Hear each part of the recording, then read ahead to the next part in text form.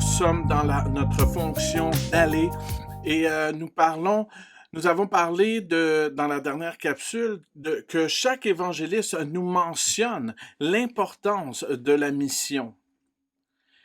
Et l'auteur Raymond Culpeper nous donne les raisons pour lesquelles nous devons focaliser sur la grande mission du Seigneur. Et la première raison est celle-ci, le jugement des croyants. Donc ça devrait être notre premier motif. Dans 2 Corinthiens 5, 9 à 11 dit ceci. C'est aussi pour cela que nous nous efforçons de lui être agréable, soit que nous vivions dans ce corps, soit que nous le quittions. En effet, il nous faudra tous comparaître devant le tribunal de Christ afin que chacun reçoive le salaire de ce qu'il aura fait, bien ou mal, alors qu'il était dans son corps. Ainsi donc, puisque nous savons ce qu'est la crainte du Seigneur, nous cherchons à convaincre les hommes. Quant à Dieu, il nous connaît. Et j'espère que dans votre conscience, vous nous connaissez aussi. Donc, le tribunal de Christ. Voici comment Barnett nous résume la situation. L'enseignement sur le tribunal devant lequel tous les croyants doivent se présenter nous rappelle que nous avons été sauvés, non pas pour une vie d'absence de but ou d'indifférence, mais pour vivre comme le Seigneur. Cette doctrine de l'universalité du jugement des croyants préserve le sérieux de Dieu. La perspective sûre du tribunal rappelle aux Corinthiens et à tous les croyants que s'ils sont justes en Christ par la foi seule, la foi qui justifie doit être exprimée par l'amour et l'obéissance et en plaisant au Seigneur.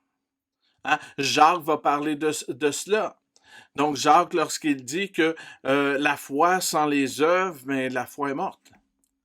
Donc, cette œuvre, c'est notre expression face à l'amour de Jésus. Et nous désirons lui obéir. Et ce qui est intéressant, c'est que ça nous garde dans la crainte du Seigneur. Mais qu'est-ce que la crainte du Seigneur? La crainte fait référence à une conscience de la foi, une crainte révérencieuse de Dieu qui oriente la façon dont on vit. Donc, cette crainte nous replace et nous pousse à notre raison d'être. Donc, la crainte révérencieuse, c'est vraiment de s'incliner devant la seigneurie de Jésus-Christ. Donc, de prendre conscience de la foi, de prendre conscience de qui est Dieu, et cela oriente notre vie. Et cette crainte, Paul dit, cette crainte m'oriente vers une seule chose, à convaincre les gens du salut en Jésus-Christ. Nous cherchons à convaincre. La crainte de Dieu détermine l'existence de l'apostolique de Paul, qui s'efforce à persuader les autres de la gravité de leur situation sans Dieu et de l'abondance de la miséricorde de Dieu qui se trouve en Jésus-Christ. Chacun de nous doit être conscient du tribunal de Christ. Nous devons en être conscients comme l'apôtre Jean l'a vécu. Dans Apocalypse 1, versets 15 à 16, ça dit ceci, « Ses pieds étaient semblables à du bronze ardent, comme s'il avait été embrassé dans une fournaise, et sa voix ressemblait au bruit de grandes eaux. Il tenait dans sa main droite 7 étoiles, de sa bouche sortait une épée aiguë à 2 tranchants, et son visage était comme le soleil lorsqu'il brille dans toute sa force. » Au verset 17, il ajoute ceci, face à cette glorieuse image, face au Dieu d'amour, face à la stature du Seigneur. Voici ce qu'il dit. Il dit, quand je le vis, je tombai à ses pieds comme mort. Il posa alors la main droite sur moi en disant, n'aie pas peur, je suis le premier et le dernier.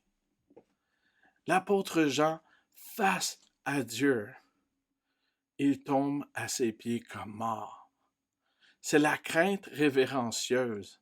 C'est la prise de conscience que celui qui est en avant de l'apôtre Jean est l'auteur de la vie. Donc cette crainte doit produire en nous un engouement pour la mission. Comme le mentionne l'apôtre Paul dans 1 Corinthiens 3, 9 à 15, il dit ceci, en effet, nous sommes ouvriers avec Dieu.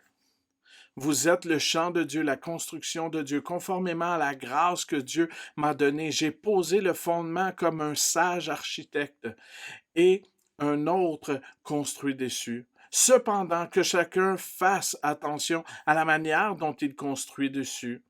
Car personne ne peut poser un autre fondement que celui qui a été posé, à savoir Jésus-Christ. Que l'on construise sur ce fondement avec de l'or, de l'argent, des pierres précieuses, du bois, du foin ou de la paille, l'œuvre de chacun sera dévoilée le jour du jugement. Le jour du jugement le fera connaître, car elle se révélera dans le feu et à l'épreuve du feu.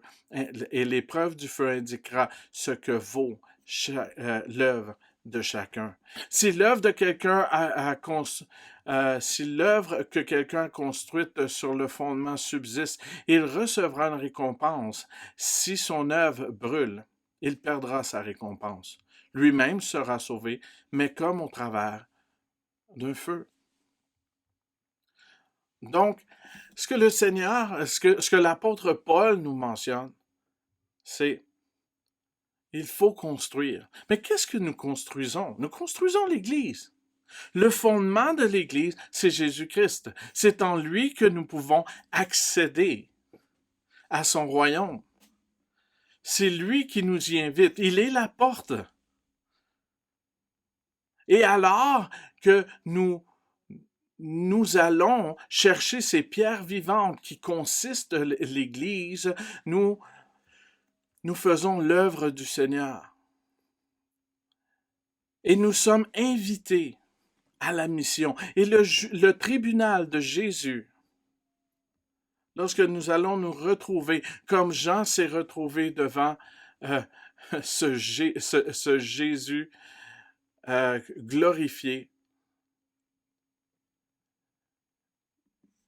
est-ce que nos récompenses, est-ce que nos couronnes que nous allons recevoir vont être des trésors qui vont subsister à la gloire de Dieu, ou encore est-ce que c'est des choses qui vont brûler? Je vais vous dire, il y a juste une chose qui va demeurer, et c'est ce qu'on doit retenir du tribunal de Jésus-Christ. C'est chaque âme qui vient au Seigneur. C'est ça les trésors de Dieu. Parce que nous sommes les trésors de Dieu. Et la mission fait partie de ce qui est central par rapport au cœur du Seigneur. Donc, réfléchissez là-dessus. Lisez, étudiez et voyez comment, lorsque nous allons arriver devant le Seigneur, nous allons comparaître. Et la seule chose, je crois, qu'il va nous dire, c'est comment tu contribues à la mission. Puis la réalité, c'est, il le sait. Donc, le jugement réservé à tous les croyants, ce n'est pas un jugement à savoir si tu es avec Dieu, parce qu'en Jésus-Christ, nous sommes avec Dieu. Mais c'est à savoir qu'est-ce que tu as fait de la seule mission que le Seigneur te demande. Merci et reste béni.